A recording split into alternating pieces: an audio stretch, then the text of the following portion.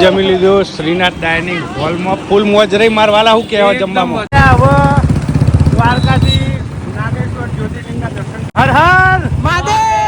ફાટકે ઉભા આવીએ અને મસ્ત ઘોડી આવી અમારા બાજુમાં. નાગેશ્વર મહાદેવ પહોંચી જઈએ. જઈશું હવે દર્શન કરવા માટે. જાળીઓ રાખી છે મસ્ત. નેટ પણ છે એટલે ઠંડા સુહેલામાં તમે ચાલીને દર્શન કરવા જઈશું.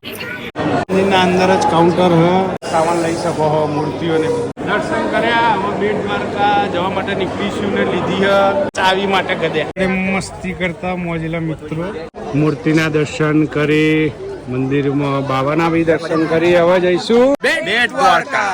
ફરી ચાની મોટી કેમેરામેન તૈયાર. બાઇકમાં તો ઓલરેડી 1 અને 2 પહેલાથી ગધાઓ હતી. આ ત્રીજી ગધા છે બેટ દ્વારકા.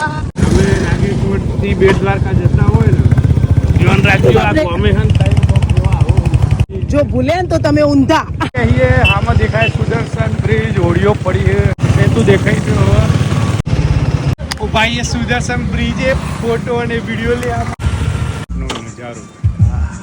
બેટ દ્વારકામાં મસ્ત દ્વારકાધીશના દર્શન કર્યા અને પાછળ મોજેલી ચા પીવા ઉભા છીએ બેટ દ્વારકાએ. મસ્ત ચા આવી જઈ છે. ચા પી લીધી બેટ દ્વારકાએ. હવે નીકળીશું દ્વારકા ડાયરેક્ટ વાકોલ કુરબાના સમોસા. અને આ જો આ મસાજ કરી કૂતરાનો આખરી નજારો તમે જોઈ ગયા. જય દ્વારકા.